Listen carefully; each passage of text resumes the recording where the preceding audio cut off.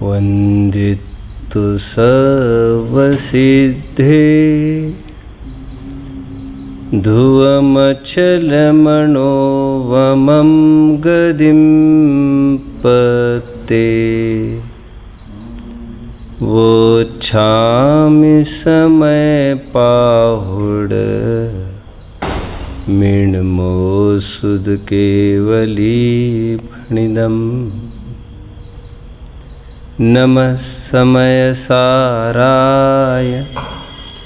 स्वानुभूत्या चकासते चित्स्वभावाय भावाय सर्वभावान्तरच्छिदे अनन्तधर्मणस्तत्त्वं पश्यन्ति प्रत्यगात्मनः अनेकान्तमयी मूर्तिर्नित्यमेव प्रकाशिताम्। किसी कामी जीव को, मोही जीव को किसी असमान जाति द्रव्य पर्याय से प्रेम हो गया, किसी जीव से प्रेम हो गया, तो उसको कुछ भी नहीं सूझता है। योगसार 19वें श्लोक का शीतल प्रसाद जी कृत भावार्थ, वो उसी की चर्चा करता है, औरों से उसी की चर्चा चाहता है। प्रत्यक्ष तो उसे देखना ही चाहता है, अपने प्रेमी से, अपने प्रेमिका से प्रत्यक्ष नहीं देख पाए निरंतर, क्योंकि इंद्रियों की और विषयों की ऐसी पराधीनता है। तो उस साधन को सामने रखने के लिए परोक्ष रूप से चित्र आदि निरंतर निहारता रहता है। इसमें पुष्टि हो ऐसे शास्त्रों को पढ़ता रहता है। आने जाने वाला कोई संदेशा देने लेने वाला हो, उसकी ताक में बना रहता है। बनारसी दास जी ने भी अपने आर्ध कथानक में अपना आप बीती बताई है, उसमें भी उन्होंने काफ़ी कुछ कहा है।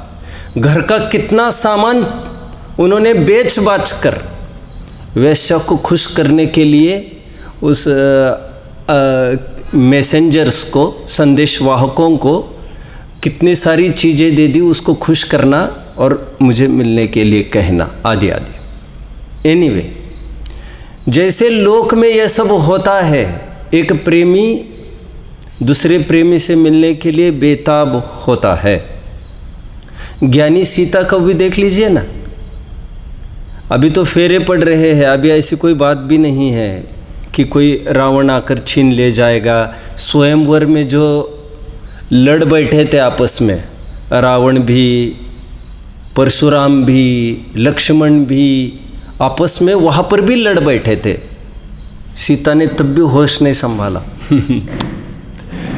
सीता ये सोचती है बाद में, ओह मैं तो तभी सोच लेती, शादी के पहले स्वयंवर में ही जब परशुराम लगा था अपना शक्ति बल का प्रदर्शन करने के लिए, सीता को जीतने के लिए, रावण भी तुल रहा था और लक्ष्मण ने आकर चेतावनी दी थी।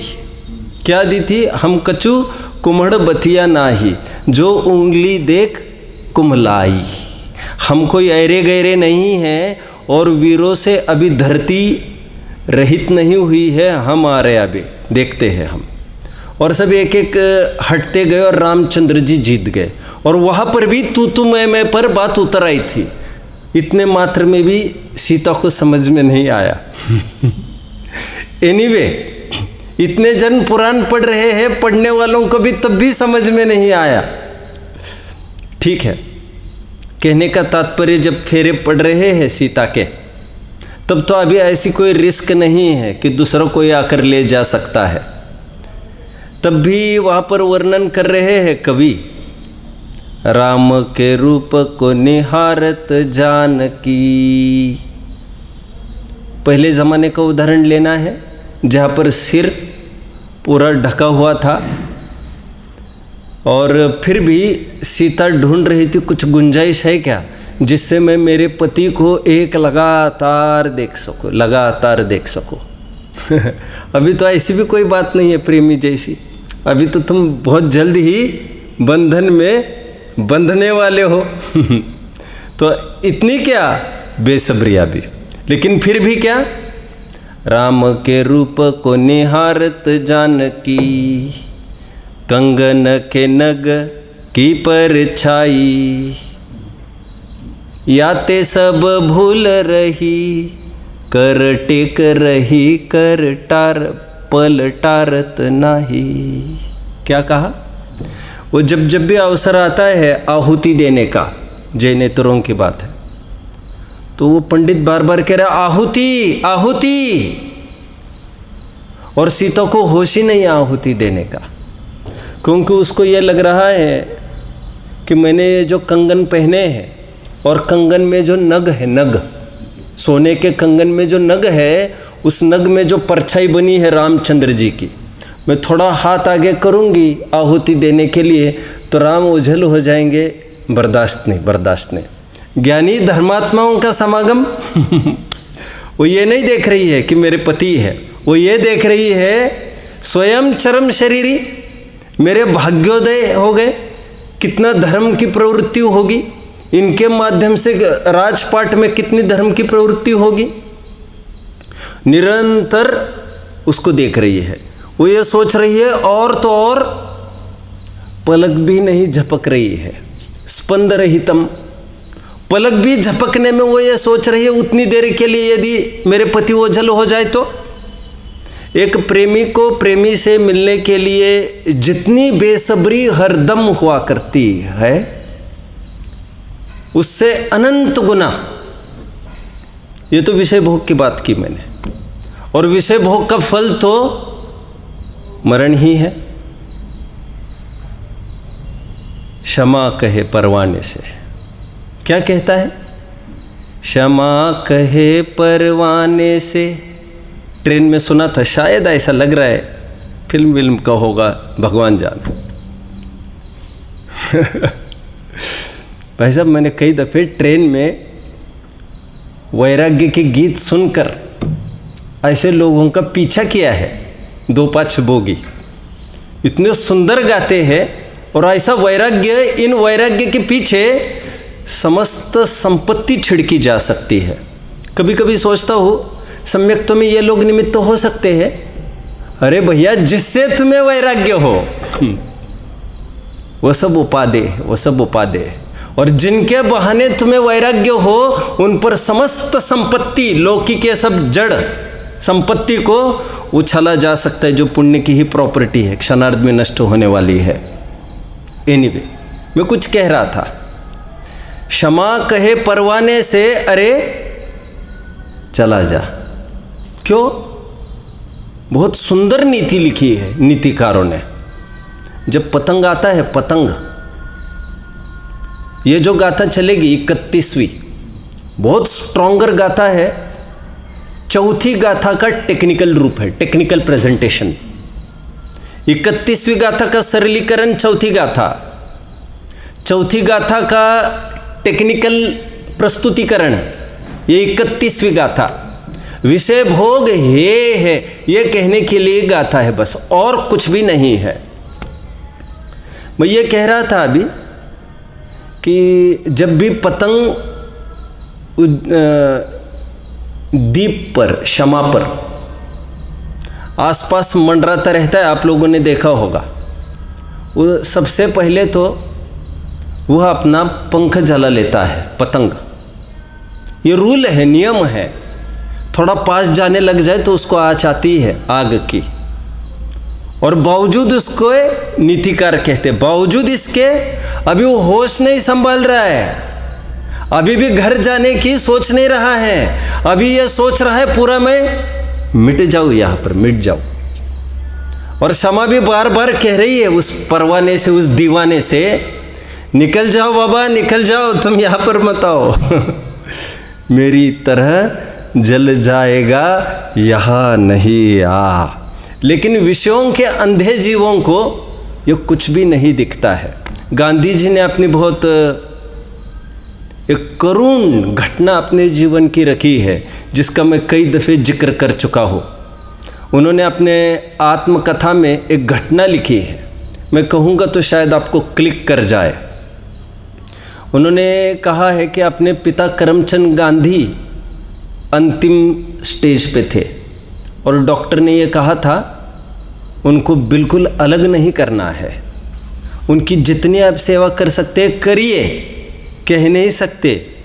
ये 1 घंटा 1 दिन या 2-3 दिन के मेहमान हैं। और गांधी जी वर्णन करते हैं उसमें, पिताजी की सेवा करते करते उनको अचानक, देखो परिस्थिति को भी नहीं देखती, विषय का आकर्षण परिस्थिति को नहीं देखता, उम्र को नहीं देखता। सामने देवशास्त्र गुरु है, इसका भी लिहाज नहीं आंकता। ये बड़ा अंधा प्रेम है, अंधा प्रेम है। आत्मानुशासनकार कहते हैं, अंधादयम महानंदो विषयंधे कृते क्षण चक्षुष्वंधो न जानाति विषयांधे न केनचित।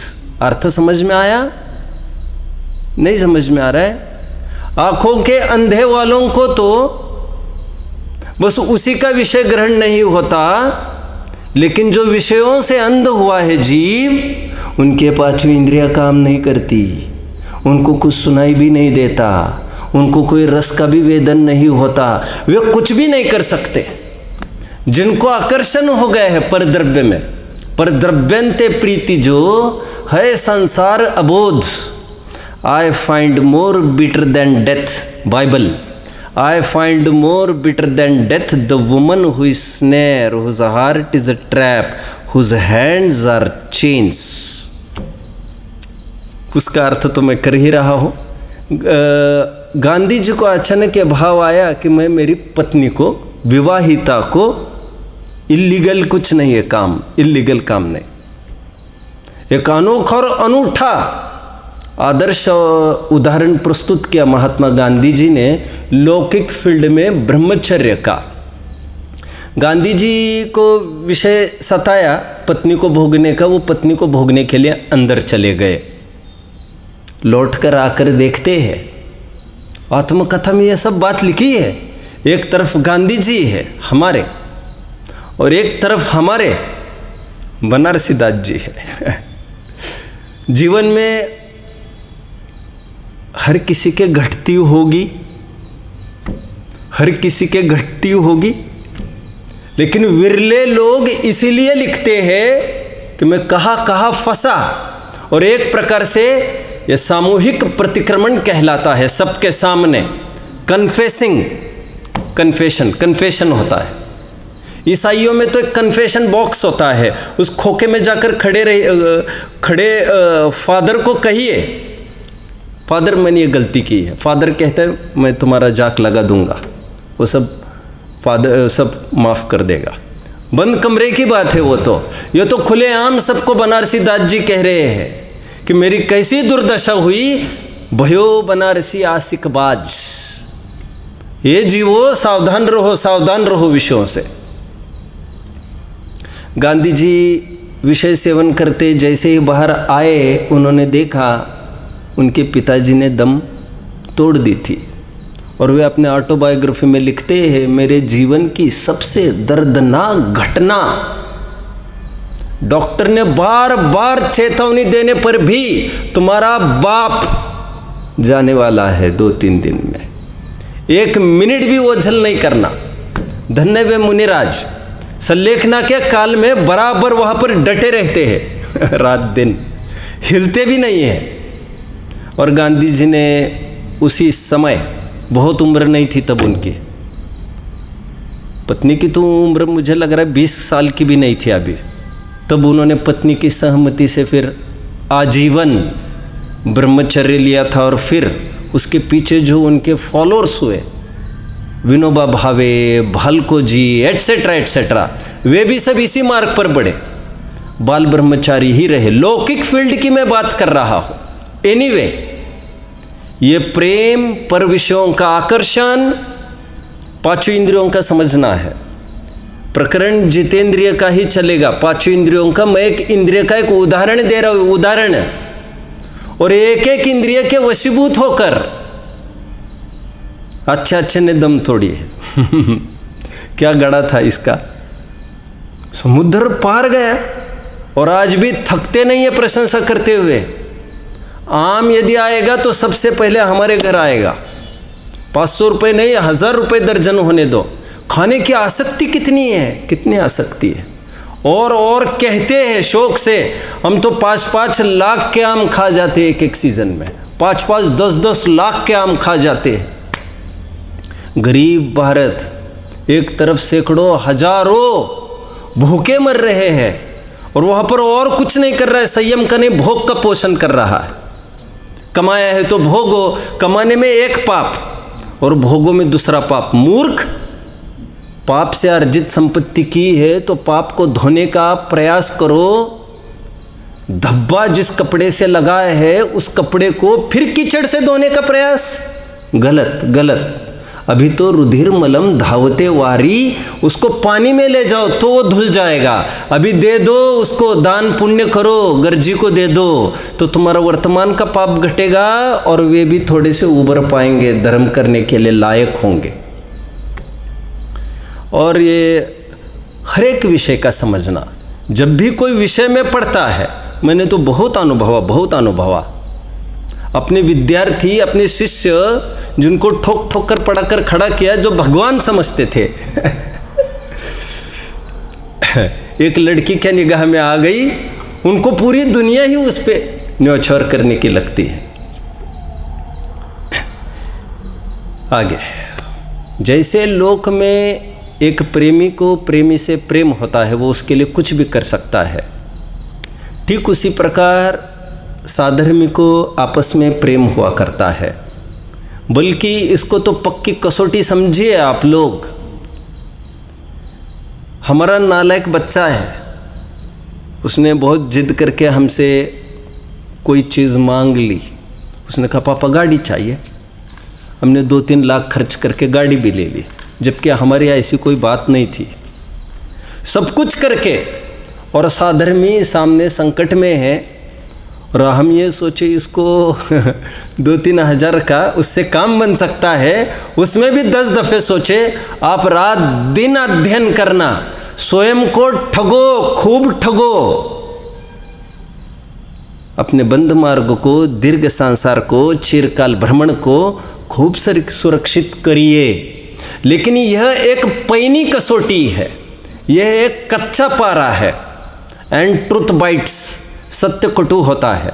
साधर्मी के प्रति यदि हमें घर वालों की अपेक्षा विशेष प्रेम बढ़े, अटैचमेंट अट्रैक्शन बढ़े तन मन धन से, वह हमारी पहले कसौटी है धर्म प्रेम की। 4 मिले 64 खिले, बुद्धजन जी। 4 मिले 64 खिले, 20 जोड़े हाथ। अर्थ समझ रहे हैं आप लोग? 4 मिले, 2 हाथ हमारे मिले, 2 हाथ आपके मिले। 4 मिले 64 खिले, 32 आउट्स। हंसना, मुस्कुराना, प्रसन्नता। 20 जोड़े हाथ, हाथ मतलब उंगलियां, 20 उंगलियां जुड़ गई। 20 कैसे समझ में आ गए भाई साहब? कैसे? 10 हमारी 10 उसकी। और आगे क्या लिखते हैं? बुद्ध जन ऐसे मिलन से 7 कोटि उल्लास। 3.5 करोड़ रोम हमारे, 3.5 करोड़ रोम तुम्हारे। ये रोम रोम पुलकित हो जाता है। टोडरमल जी कहते हैं कि मिलना तो जब बनेगा तब बनेगा, लेकिन जब तक मिलना नहीं बनता तब तक भैया चर्चा वार्ता करते रहे।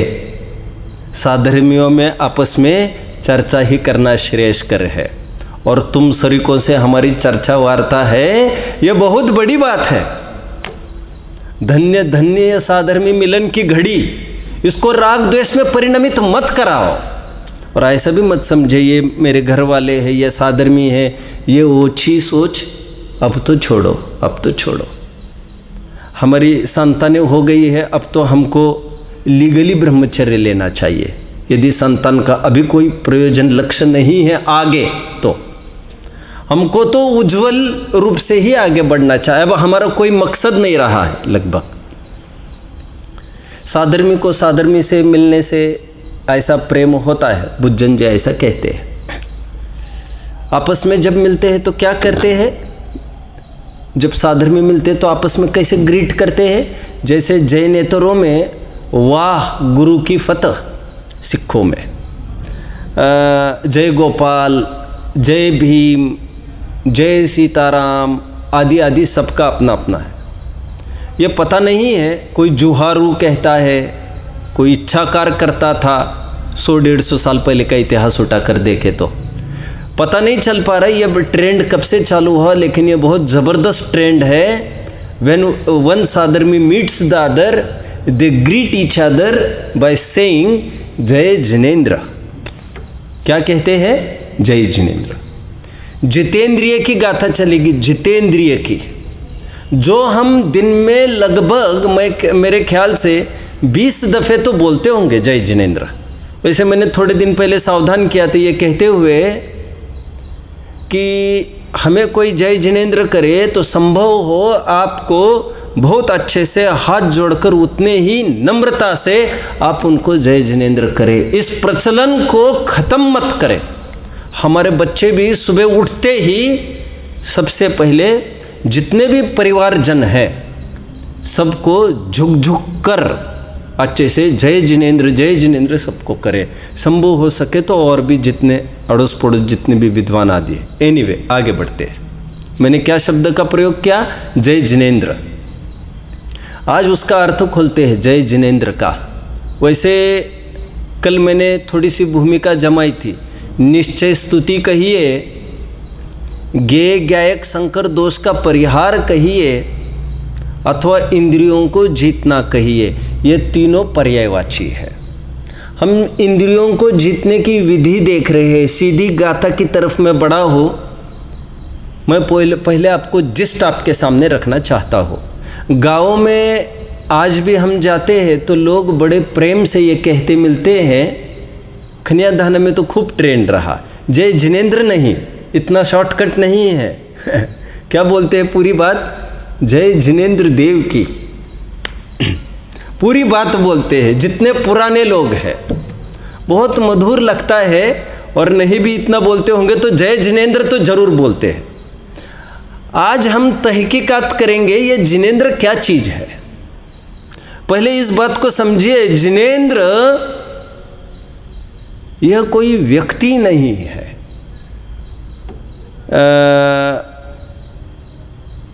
वैसे व्यक्ति भी है, लेकिन जिनेंद्र कहकर किसी भगवान ही की तरफ संकेत नहीं है। केवल नहीं, भगवान के साथ साथ एक जय जयकार किया जा रहा है। Victory victory victory victory for what? For ruling the senses, keeping the senses under control. संयम की जयकारा लग रही है। इंद्रिय जय कहो, जितेंद्रिय कहो, जिनेंद्र कहो, एक अर्थवाची है। आप लोग जानते होंगे जिन वर्ड है, जिन। एक तो होता है जिन्न, एक तो जिन्ना थी, जिन्ना पाकिस्तान वाला मैटर है। तो एक तो जिन्न होता है, एक होता है जिन। जिन का अर्थ संस्कृत में होता है, देखना चाहिए पेज 296, मोक्ष मार्ग प्रकाशक। 296 पेज पर बॉटम लाइन होना चाहिए। वहाँ पर टोडरमल जी लिखते हैं, जिन शब्द का अर्थ वैसे तो जीतना होता है, एंड जीतना तो युद्ध आदि में भी हो सकता है, बट रूढ़ हो गया, अभी ट्रेंड हो गया। आपको यहाँ पर इंद्रियों को जीतने के अर्थ में समझना चाहिए। जीतना मतलब इंद्रियों का जीतना, इतना ही समझना चाहिए आपको। जितेंद्र का अर्थ देखते हैं हम। जय जिनेंद्र मतलब, जिन मतलब जीतना, जितेंद्र कहो, जिनेंद्र कहो, पर्यायवाची। इंद्रियों को जीतना मतलब क्या? और इंद्रियों को जीतने की प्रवृत्ति को जय जयकार की जा रही है। प्रवृत्ति किसी आदमी विशेष में ही उसको मत लगाओ। आप समझ रहे मेरी बात को भाई साहब? वितराग परिणति को नमस्कार किया जा रहा है, बहुत सिंपल वर्ड्स में। प्रश्न, इंद्रियों को जीतना, इंद्रियों को जीतने की प्रवृत्ति की जय हो। अरे ये क्या बात हुई? इंद्रिया कोई हमारी शत्रु थोड़ी है जो उसको जीता जाता है, एक बात। दूसरी बात, इंद्रियों को जीतना मतलब क्या करना है एक्चुअली? इन दो बातों की थोड़ी सी चर्चा करते हैं अभी। कौन कौन सी बातों पर बात करनी हमें? क्या इंद्रिया हमारी शत्रु है जो उसको जीतना है, एक बात, और यदि है भी तो कैसे, और वो कैसे भी समझ में आ गया तो उसको जीतने की पद्धति, जीतना मतलब क्या करना है इंद्रियों को। देखो, इंग्लिश थोड़ा एक इम्प्रूव्ड लैंग्वेज है किसी किसी मामले में, किसी किसी मामले में ऐसा लगता है हिंदी शब्दकोश बहुत वास्ट है। वैसे हिंदी शब्दकोश सबसे वास्ट बताया गया है। जितने वर्ड्स हिंदी डिक्शनरी में हैं, मैं नहीं समझता वो आधे भी वर्ड्स आपको इंग्लिश डिक्शनरी में मिलेंगे, लेकिन कहीं कहीं कमी नज़र आती है। जैसे एक इनविटेशन वर्ड है, इनवाइट, इंग्लिश का एक ही वर्ड है। हिंदी में दो वर्ड है स्वतंत्र, आमंत्रण और निमंत्रण, जिसका दोनों का अलग अलग अर्थ हुआ करता है। मैं अभी उलझना नहीं चाहता, मैं आपको जीतने की बात करना चाहता हूँ। इंग्लिश में दो वर्ड्स है, डिफीट एंड टू विन। क्या कहा मैंने? मैं अच्छी भाषा में बात करता हूँ, कलाम के वर्ड्स में। It's easy to defeat the enemy but rather difficult to win him. कुछ समझ में आया मैंने क्या कहा? शत्रु को जीतना तो बड़ा सरल है, लेकिन शत्रु को जीतना बड़ा कठिन है। मैंने दोनों जगह जीतना ही तो बोला, क्योंकि एक जगह डिफीट कहना है और एक जगह विन कहना है। कुछ समझ रहे हैं? नहीं समझ रहे? अभी समझाता हूँ। मुझे रावण का उदाहरण इसके लिए बहुत अच्छा लग रहा है। पुराण जिसने पढ़ा होगा और रावण पर वो मुग्ध ना हो, ऐसा नहीं हो सकता। रावण का इतना जबरदस्त चरित्र दिखाया है, प्रारंभिक रूप सब। फिर वो तो बात हम चर्चा करने ही वाले हैं, किस प्रकार दृष्टि हटी, दुर्घटना घटी, और थोड़े से विषय के पीछे। अच्छा, इतनी बड़ी व्यक्तित्व का धारी भी स्वयं को खत्म कर देता है। रावण के ने जितने भी युद्ध किए उसकी एक पद्धति हुआ करती थी। रावण ने युद्ध किया, शत्रु को परास्त किया। शत्रु को जैसे ही परास्त किया, शत्रु को बंदी बनाकर सामने लाया गया। साहब क्या किया जाए इसका? छोड़ दिया जाए या मार दिया जाए? रावण क्या करता था जानते हैं? ये जीत तो हमने हासिल कर ली, अभी दूसरी जीत और हासिल करेंगे। कैसे करेंगे? अभी इसको जीत कर हासिल करेंगे। ये तो जीत हासिल कर ही ली है, और जीतने का क्या तरीका है देखते जाओ। क्या करते थे भाई साहब, बोलिए? हाँ, उसको गले लगाते थे, उसको कहते थे आज तक मेरे इतने भाई थे, आपकी गिनती और उसमें हो गई, जाओ खूब राजपाट करो, मेरी अधीनता में रहकर। आज तक जैसे करते थे वैसे ही करोगे। अधीनता क्यों फिर? परतंत्र थे कि आज क्यों? आज नहीं, हम शेल्टर देंगे तुमको। Shelter what for? सुन, राजपाट में कोई भी अभक्ष भक्षण नहीं करेगा, किसी पशु की हत्या नहीं होगी, धर्म का प्रचार प्रसार होगा, शराब सेवन आदि होगा नहीं, इतना होगा। इसके लिए अधीनता की बात है। ये सब हमारे रूल रेगुलेशंस ही चलेंगे। बात बाकी हमारे तुम्हारे ऊपर कोई जोर मतलब दूसरी और कोई बात नहीं होगी। बदले में हमें क्या मिलेगा साहब? बदले में ऐसे तो कौन पूछे उसने, और घटनाएं में आता है ये सब, आप पढ़ लेना। गले लगाकर जब ये कहता था जाओ तुम राज करो, तुम आज राजा हो आके, तो वो पैर छूता था, और कई जन उसी दिन दीक्षा लेके चले जाते थे। वो पहली हार के कारण नहीं, वो दूसरी हार के कारण। क्यों रे, कैसा आदमी है ये? अब ये इतने समर्थ है, इनका एक क्षत्रिय राज्य सब जगह चल सकेगा, ये समर्थ है साहब, अभी हमारी कोई आवश्यकता नहीं लग रही। और बदले की तुम बात कर रहे थे। देखो अकाल पड़ता है, शत्रु का प्रवेश होता है, कोई बात होता है, हम देख लेंगे। महामारी आती है, हम देख लेंगे, हमारे राजकोष का पूरा लगा देंगे उसमें। अभी दो जितना आपको समझ में आ रहा होगा। एनीवे, इंद्रियों को जीतने का क्या अर्थ लेना चाहिए हमें? एक तो हमें यह देखना है कि क्या इंद्रियां हमारी शत्रु है, और है तो कैसे, और फिर जीतने की विधि क्या। तम खलु जिदिंदियम ते भणन्ति जेनिच्छिदा साहु। और यदि हम इंद्रियों को जीतने में सफल हो जाए, पहला अर्घ चढ़ेगा आज। केवली भगवंतों को पहला अर्घ चढ़ेगा। जितेंद्रियों को अर्घ चढ़ाने के लिए हमें जितेंद्रिय बनना पड़ेगा। समझ में आता है ना?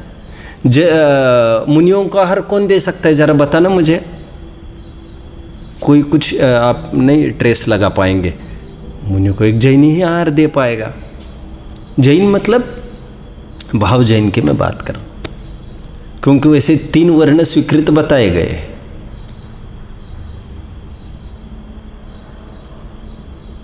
एक जैन ही तो जैन को दीक्षा देगा, वही अधिकारी है। क्योंकि जो स्वयं भक्ष्य भोजन करेगा, जिनका लाइफस्टाइल इतना सुंदर सॉलिड है, सुपर्ब है, वही तो अतिथि संविभाग कर सकेगा। जिसके जीवन में जो चीज़ नहीं, वो दूसरों के साथ ऐसा ट्रीट कर कैसे सकेगा? शेयरिंग तो वो होता है जो अपने में से दूसरों को देना है। ठीक है, एक जैन ही जैन की वैयावृत्ति कर सकता है। निष्कर्ष बोलिए जरा, मैं क्या बोल रहा था? क्या बोल रहा था?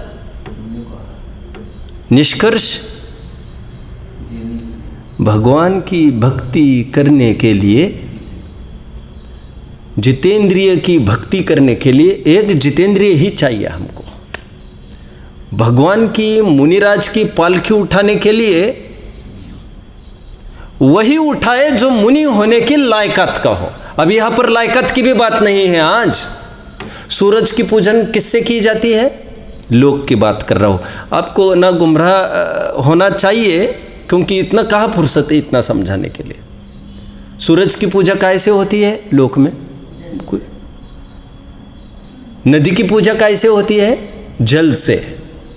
सूरज की पूजा कैसे होती है? दीपक से। एक उदाहरण, एक देश मेरा, अभी जो भी कुछ चलता होगा, मुझे कोई लोक की बहुत नॉलेज नहीं है।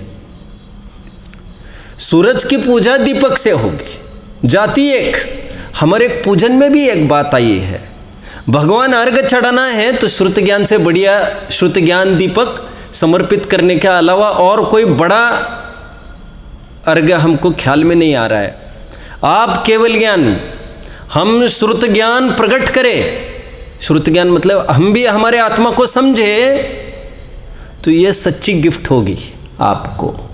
क्योंकि आज एक ज्ञानी दूसरे ज्ञानी से मिल रहा है, तो यहाँ पर नो परमिशन ऐसा नहीं बोला जाएगा। भाई साहब, आप समझ रहे हैं मेरी बात को? समान जातियों हो गए हम और भगवान। समान जाति कैसे? वे भी ज्ञानी, हम भी ज्ञानी। वे केवल ज्ञानी, हम श्रुत ज्ञानी है, तो हम ज्ञानी। वे केवल ज्ञानी भी अपनी आत्मा को जानने से हुए हैं। हम श्रुत ज्ञानी भी हमारी आत्मा को जानने से हुए हैं। केवल और श्रुत की उपाधि का जो फर्क है, प्रवचनसार 33वीं गाथा को पढ़ना चाहिए जाकर आज। श्रुत और केवली की जो उपाधि का फर्क है, वो उपाधि तो बाह्य वस्तुओं को जानने के लिए है। ये सबको जानता है, ये कुछ कुछ पर्यायों को जानता है। मति श्रुति और निबंधो द्रव्येषु सर्वपर्यायेषु सर्वद्रव्य पर्यायेषु केवलस्य तत्व और सूत्र के पहले अध्याय का 26वां सूत्र जाकर देखना चाहिए। एक लिमिटेशन है एक में, और एक अनलिमिटेड अमर्याद है। एक प्रत्यक्ष है, एक परोक्ष है। यह बाहर की बात है। अपने आत्मा को जानने के लिए दोनों प्रत्यक्ष ही प्रत्यक्ष और अपने रस का ही वेदन कर रहे हैं दोनों। जितेंद्रिय को अर्घ चढ़ाना है, भगवान की निश्चय स्तुति का प्रकरण है केवली के। तो उसके लिए क्या शर्त रखी है इन्होंने कि तुम जितेंद्रिय हो जाओ, वो तो ठीक है, उनको क्या करना? फिर ये पागलपन कर रहा है। उनको कुछ नहीं करना है बाबा, तुम यहाँ पर बैठकर काम कर सकते हैं। ऑनलाइन दर्शन सब ऑनलाइन होने लग गया है। वो कह रहे थे 2-4 दिन पहले, डॉक्टर भी ऑनलाइन चेकिंग करता है सब, और तुरंत वो चेकिंग होने के बाद 5 मिनट के बाद अकाउंट नंबर दे देता है, फिर अकाउंट में 1000 रुपये चले जाते हैं। वे भी अपने ठिकाने, ये भी अपने ठिकाने। कहते हैं ऐसा भगवान का स्तुति दर्शन यहाँ पर बैठकर हो सकता है? अच्छा, परोक्ष में, अरे ऐसी बात नहीं कर रहे हम ये कह रहे आंखें भी बंद, मन पावे विश्राम, रस स्वादत सुख उपजे, स्वयं को जिसने आत्मा जाना, ज्ञानानंदमयी जाना, बिना माँ बाप का होने पर भी सनाथ जाना, बिना बच्चों का होने पर भी समृद्ध जाना, सबल जाना, दीनहीन पामर नहीं जाना, लिमिटलेस जाना, स्टार्टलेस एंडलेस, अन आदि और अन अंत, ऐसा जिसने स्वयं को जाना वो जितेंद्रिय हो गए। क्योंकि इंद्रिय रूप जाना ही नहीं, इंद्रियों के विषयों में भगदड़ मचेगी क्यों? शब्दों को अच्छे से समझते जाओ। मैं टीकाओं के एक एक शब्द धीरे धीरे इंट्रोड्यूस करने लग गया हो, फिर टीका सरलता से समझ लेंगे। कहाँ तक आया मैं तो जितेंद्रिय का अर्थ कर रहा हूँ ना। शत्रु इंद्रिया क्या हमारी शत्रु है जो उसको जीतना है? ये कहाँ पर बात आई है? कहीं पर पढ़ी जैसी तो बात लगती है, ये कहीं पर पढ़ी जैसी लग रही है कि पढ़ाई जैसी लग रही है। क्या बात करते हैं साहब आप? पढ़ाई जैसी कैसे पढ़ा सकते हैं? अरे बाल बुद्ध तो कभी जीवन में किसी को पढ़ाने का प्रसंग बना ही होगा। नहीं बना तो फिर आप क्या करें तुम्हारे साथ? किसी को ज्ञान दान तुमने किया नहीं अपने जीवन में तो क्या करना? कम से कम जिनका कहना चाहिए एक जिम्मेदारी है अपने बच्चों को, उनको तो कराना ही चाहिए था। हमारे बच्चे हमने किसी के जिम्मे डाल दिए हैं। देखो, हमने बहुत सारा पढ़ाया बच्चों को, और बच्चों को फिर एडिशनल नॉलेज के लिए और यहाँ वहाँ भेजा। That is okay, nice, but जिम्मेदारी को छोड़कर क्यों? बच्चों को तो बाल बहुत पढ़ाया ही होगा। उसमें पहला प्रश्न पूछा है बच्ची ने अपनी माँ को, इंद्रिया क्या हमारी शत्रु है जो उसको जीतना है? पापा को सब जैन साहब क्यों कहते हैं? अरे जो जिनका अनुयायी सो जैन, जो इंद्रियों को जीते सो जिन। पाठ का प्रारंभ इंद्रिया जबरदस्त पाठ है, जबरदस्त। ये वैसा ही कोई पाठ नहीं है केवल 5 इंद्रियां होती है और स्पर्शन रसना घ्राण चक्षु, चैप्टर खत्म। ऐसा चैप्टर थोड़ी है ये। इंद्रियों को जीतने की बात की और चैप्टर चल रहा है इंद्रियों का। क्योंकि इंद्रियों की इतनी शुष्क चर्चा करेंगे क्या? यह भगवान है। अरे भगवान को ऐसा इतनी शुष्कता से दिखाते हो क्या? भगवान को दिखाते दिखाते नमना चाहिए। ये है हमारे भगवान, हमारे आराध्य। कहते कहते तुम झुक गए। इंद्रिया है ये 5, इतनी शुष्क चर्चा क्यों? इंद्रियों को जीतने की भी बात हो। जीतने का तात्पर्य शत्रु है क्या? देखिए, सुनिए। इंद्रिया हमें हमारे काम में रोड़ा अटकाती है। रोड़ा अटकाती है मतलब देखो, it's a very terrible barricade, it's a very terrible कहना चाहिए ऑब्स्टैकल इन योर पाथ। क्या करता है ये? नहीं, इंद्रिया तो वैसे बहुत काम की चीज़ है। क्या काम करती है ये? अरे कितना सारा ज्ञान कराती है। आप प्रवचन कर रहे हो और हम सुन रहे हैं, ये इंद्रियों का ही कमाल है। हम तो इंद्रियों को अरे इंद्रियों को ही पूजोगे तुम तो इंद्रिय जय को कैसे प्राप्त होगे? इंद्रियों को तो सब हमें समझ में नहीं आ रहा है।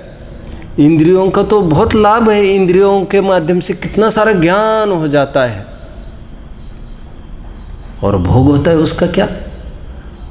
हाँ, भोग तो बहुत कराता है ये इंद्रिया, कभी ये भी मांगता है, कभी वो मांगता है, कभी वो मांगता है।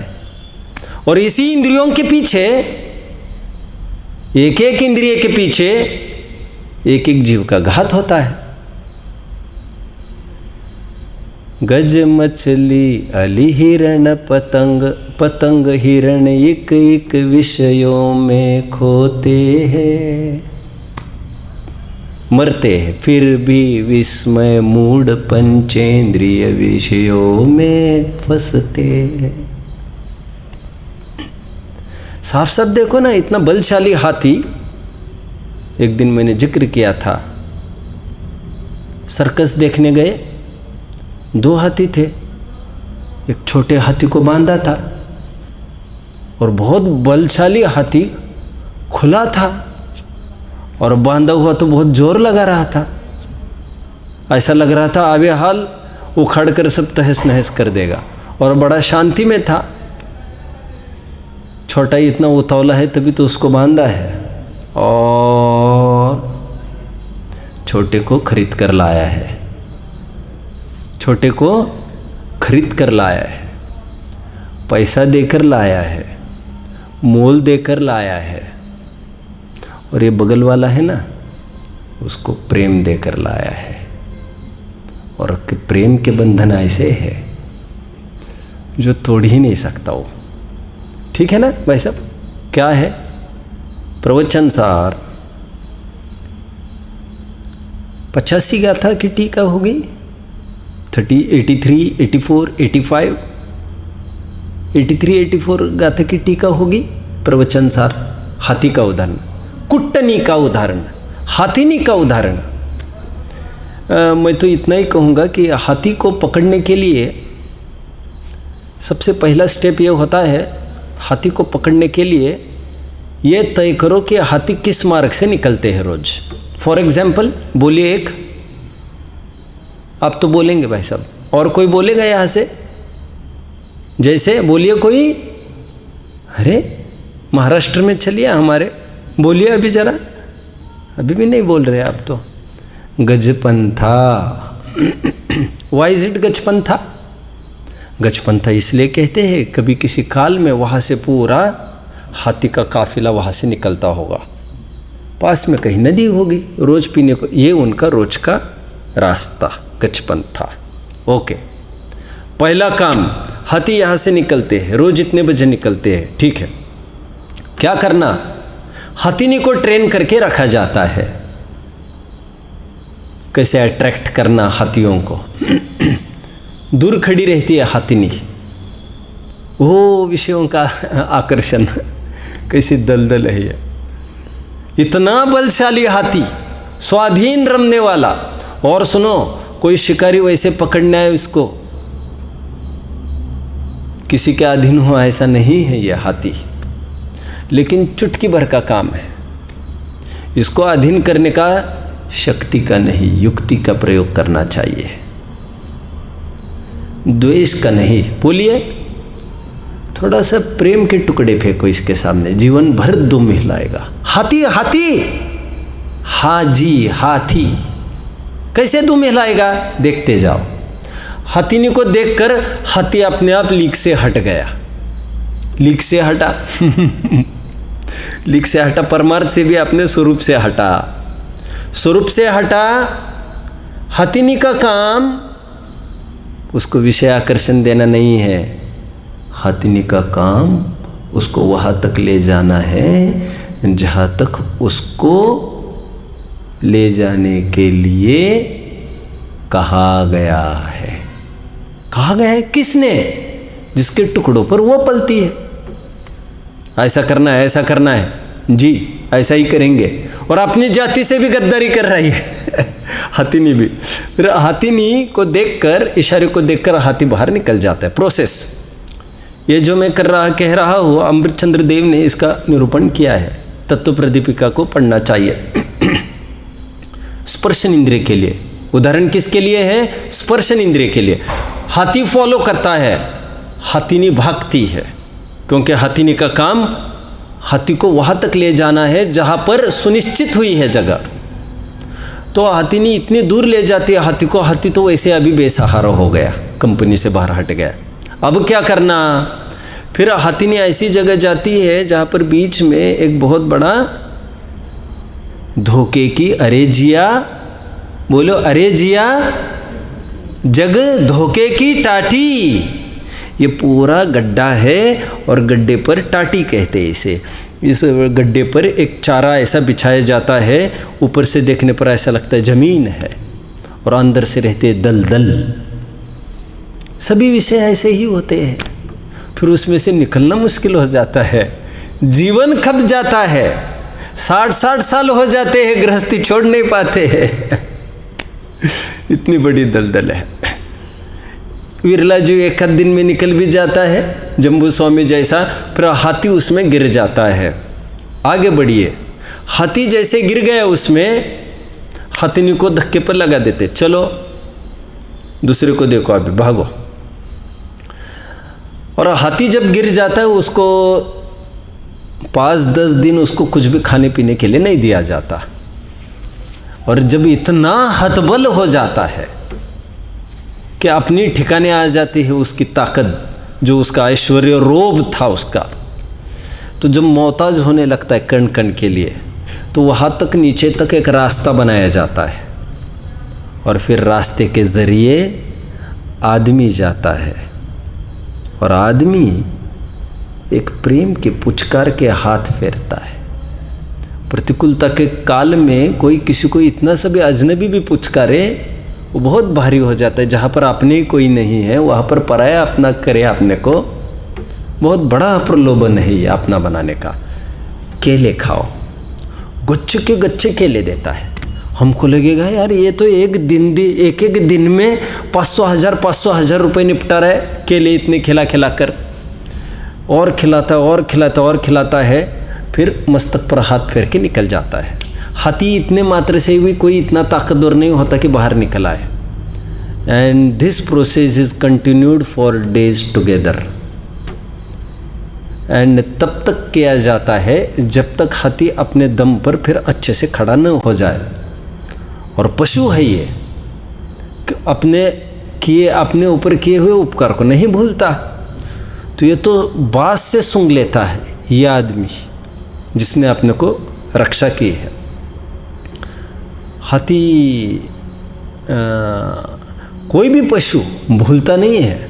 एक पर्टिकुलर गंध होती है, पर्टिकुलर गंध। मैंने किसका सुना था अभी, शायद भैंसे का सुना है या सांड का सुना है मैंने। उसमें ऐसा होता है जिस माँ से पैदा हुआ है वो, और उसके बाद कितने साल बिछड़ जाए और कितनी भीड़ में उसको रखे, हर किसी को भोगेगा वो, माँ को नहीं भोगेगा वो। उसकी खासियत है, वो गंध से पहचान लेता है ये अपनी माँ है। एक विशिष्ट यही एक है। एनीवे, मैं तो ये कह रहा था कि हाथी को ख्याल में आता है ये आदमी ने हमको तारा है, जीवन दिया है।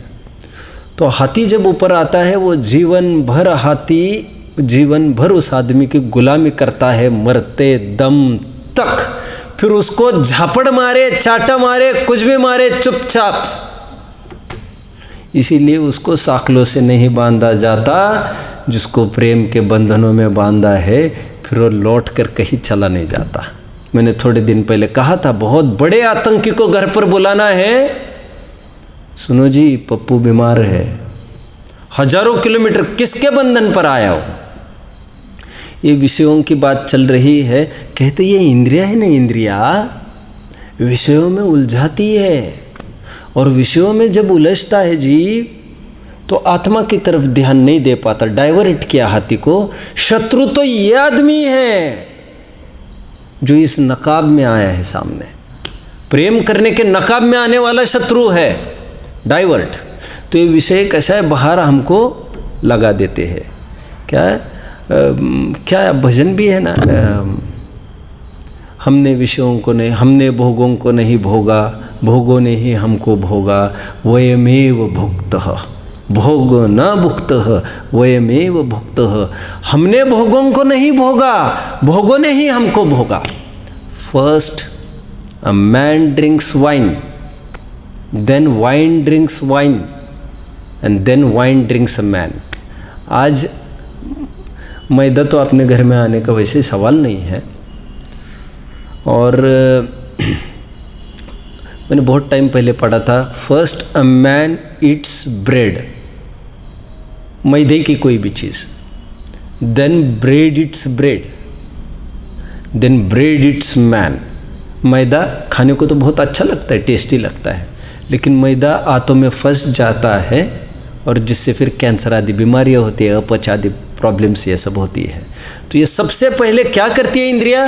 भोगों में उलझाती है। माना ये तो शत्रुता है, लेकिन ज्ञान भी तो कितना सारा कराती है, तो फिर भी शत्रु कैसे कहे? कह रहे ये भी तो दिक्कत है। हमारी समस्या इंद्रिय भोग के त्यागने की ही थोड़ी है, इंद्रिय ज्ञान के भी त्यागने की है, और दोनों है इंद्रिय भोग और इंद्रिय ज्ञान। प्रवचन सार की 53वीं गाथा के उत्थान का पढ़ना चाहिए। अब इसीलिए ये जो इंद्रिय ज्ञान, जो इंद्रिय भोग का कारण है, उसकी हम प्रकृष्ट रूप से निंदा करते हैं। हमको अभिष्ट दो चीज़ें हैं, अतीन्द्रिय सुख और अतीन्द्रिय ज्ञान, और दो चीज़ें हैं, इंद्रिय सुख भोग और इंद्रिय ज्ञान भी। इंद्रिया इसलिए शत्रु है क्योंकि ये दोनों प्रकार से डाइवर्ट करती है हमको, और जितेंद्रियपना इतना ही है